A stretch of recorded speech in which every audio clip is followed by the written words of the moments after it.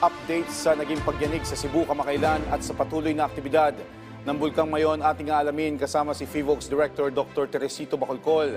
Director Bacolcol, magandang tanghali po. Welcome back sa Bagong Pilipinas ngayon. Yes sir, magandang tanghali din po sa inyo. Sir, una po sa lahat, ano po yung pinakabagong assessment natin ng FIVOX sa epekto ng lindol sa Bogos City at mga kalapit na lugar? Okay, so sa ngayon ang assessment natin ay ang lindol na nangyari noong April 6, noong Lunes, ay bahagi pa rin ng aftershock sequence ng September 30, 2025, mag 6.9 sa offshore Northern Cebu. Yung maximum intensity na naitala natin noong April 6 ay intensity 5 sa Bogos City, pati na rin sa Bantayan, Daan Bantayan, Medellin, San Remigio, Santa Fe, Tabogon at Tabuelan sa Cebu. So sa ganitong level ng pagyanig, karaniwan ay wala tayong inaasahang structural damage dahil ang damage ay karaniwang nagsisimula sa intensity 6. So yung maximum intensity na naitala natin last Monday ay only intensity 5. Pero dapat pa rin bantayan ng ating mga kabayan kung ang kanilang bahay ay may bitak o pinsala dahil pwedeng lumala ang kondisyon ng mga ito dahil sa lalo na kapag may paulit-ulit na pagyanig. Director, ano po yung tinutukoy na tectonic origin ng lindol na ito? At meron po ba itong kaugnayan sa isang aktibong fault sa Cebu o kalapit na probinsya? Okay, so kapag sinasabi nating tectonic earthquake, ibig sabihin nito ang source ng paggalaw ay isang fault at hindi dahil sa pag-akyat ng magma sa bulkan. Kasi meron tayong dalawang klaseng lindol, yung tectonic earthquake, katulad ng banggit ko kanina, ito ay, ang source nito ay mga active faults natin. Kapag volcanic earthquake naman, ang source ng lindol ay nanggaling sa pag-akyat ng magma sa loob ng bulkan.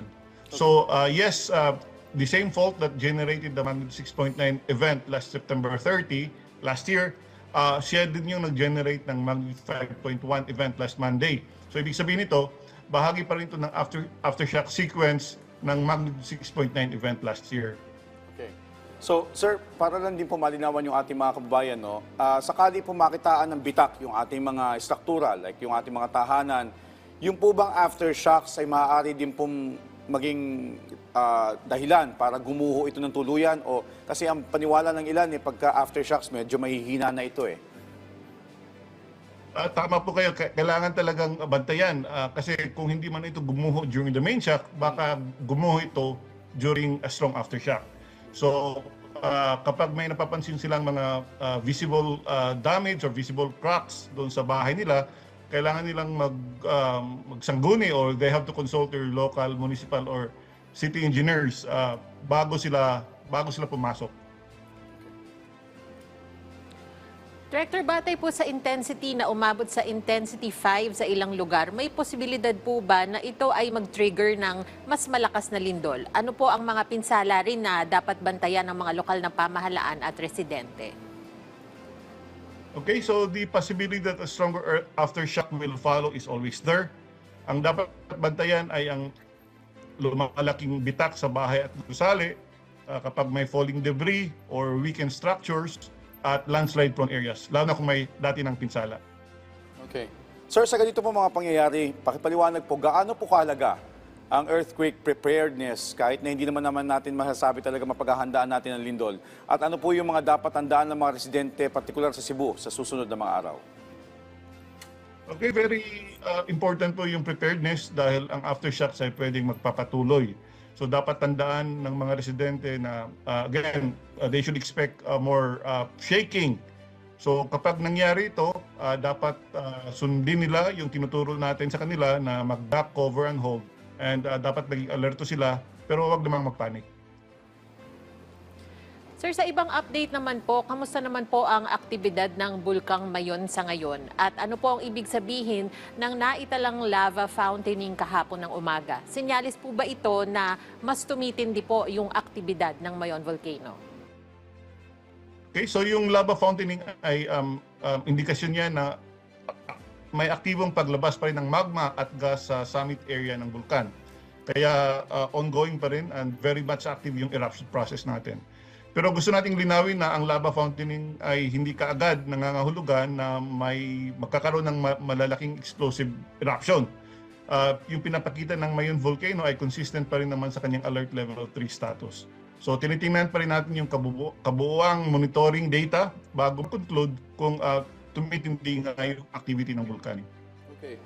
Sir, nabanggit mo yung lava fountaining, no? Pero posible pa rin po ba na magkaroon ng mas mapanganib na aktibidad gaya ng lava flows, pyroclastic density currents o uson at rockfall events?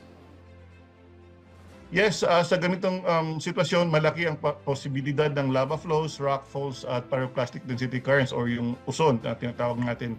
Lalo na kung may collapse ng material sa itaas na bahagi ng bulkan. In fact, sa kasalukuyan, nangyayari itong mga nababanggit natin, yung lava flows, rock falls, at saka uson. Kaya dapat seryosohin yung pagpapatupad ng permanent danger zone dahil ang mga hazards na to ay pwedeng mangyari na walang warning. It can happen anytime. Director, habang nananatili po sa Alert Level 3 ang Mayon, ano po yung mga dapat asahan ng mga residente sa paligid ng bulkan? Okay, so there's always this possibility na magkakaroon ng pagtaas ng alert level. But we have to base it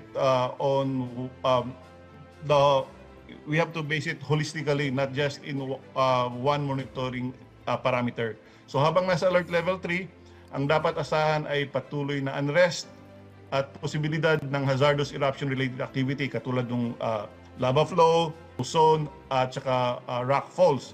Kaya again, I'd like to reiterate, mahalagang sundin ang lahat ng advisories at huwag pumasok inside the permanent danger zone.